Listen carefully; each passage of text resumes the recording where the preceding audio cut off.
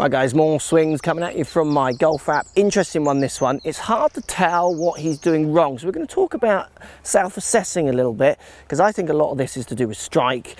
So many lessons come to me and don't work strike into any of the equations when you ask them about their swing. Let's show you what I mean. Let's get stuck in.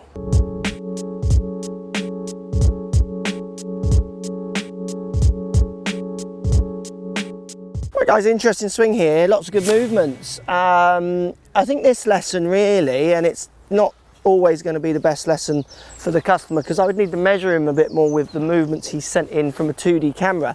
His action looks okay, there's lots of good movements in there.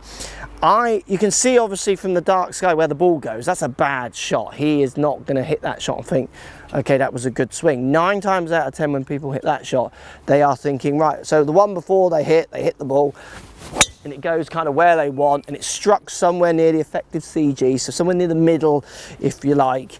And then the very next shot, I'm not going to do it here that way. I'm going to aim more into the middle of the range, otherwise it's going in the road. So I'm going to hit this one right off the toe, and the ball is going kind of 80 yards right of where I've aimed it. But my swing didn't particularly feel any different. He's going to think, possibly I get people say, oh, I hit a good shot and then the next one's like 80 yards different. I must be swinging so differently on each shot.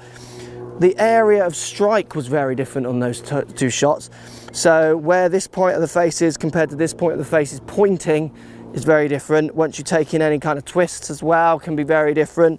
It's when you start moving away from that effective sweet spot, your spins, so the amount of backspin, the spin axis tilt, which is what's going to give it curvature through the air, changes dramatically, enough to override any delivery numbers. So when I get a student who delivers relatively good numbers, repeatable, straightish pass, facing relationship to the pass to get the curvature they desire to hit target when they strike the ball at the middle, but then they start missing the middle a lot, so their strike varies, but their delivery's okay. It's quite an interesting lesson to try and get them to focus more on strike, which can be balance issues, it could be a simple swing fall, it could be, and this is an interesting one for lots of people, it's about identifying their strike pattern.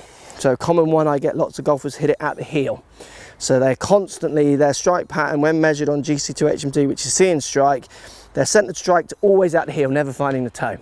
I ask them where they think their strike pattern is and they don't know. I ask them if they've ever practiced strike. No. So for me, I can hit one somewhere near the middle. Once I've hit one and I found and I measure where that strike is, so you could put tape on the face, that will affect spin, but you could spray the face with foot spray, or you can get on a GC2 HMT, which will give you face delivery numbers, get a strike point, then I can move my strike consciously either side of that without particularly changing path. So I can feel straight in line with the ball, I can feel straight slightly to the toe side of the face, and straight feeling more to the heel side. I can move my strike, I've practiced moving my strike. I'll move my strike to shape the ball, so if I'm going to hit a draw shape, I know if I catch it towards the heel side of the effective sweet spot, so the shaft side, I won't usually get my desired curvature back to the left, often it can stay there and even curve to the right, because of a thing called gear effect. Look it up online, I've done videos, lots of good pros have done videos talking about gear effect. So your strike has to be the first equation worked into any of your swing faults. And so many of you out there are not doing that. So for this guy, with that shot, that looks like it's extremely at the toe from what I can see, which is giving that ball a straight right starting position, and it could curve anywhere from there, subject to how the collision happened, release patterns, those kind of things. When it comes to a moving object, hitting a stationary object, 100 miles an hour plus, 80 mile an hour plus, collision can be complicated, like saying the word complicated. So you've got to work strike in first. So the lesson here for this guy, and with that swing, I would keep doing what you're doing. I'd think about practicing strike, so actually go to a range and try and hit different parts of the face, low, high, heel and toe. Mainly heel and toe is where I can move it this way. I can move it low and high as well, but I wouldn't see a point in doing that. Sometimes I'll move it higher on a driver if I'm feeling really confident to get the lower spin, because a higher hit, so above the effective sweet spot, can take spin off the ball, below the effective sweet spot adds spin. But I can move it heel and toe to order, which that allows me then to find the middle. Quite an interesting one there, guys. Slightly different lesson. I know that's not going to be always the answer people want, because it's a little bit too touchy-feely for some, but it's a case. I do a lot of lessons at the moment where people actually deliver the club much better than they think. Why'd you hit the ball to the right? Oh, I come out to in, they say. Well, you don't. You hit pretty good pass in your face, but hitting everything out of the heel.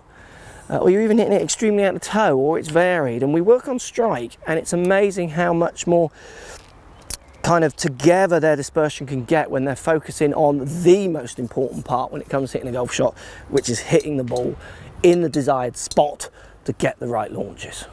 Interesting one. Post comments down below. I know it won't be enough answers for some, but hopefully it'll open some minds for others. Love to hear. Speak to you soon.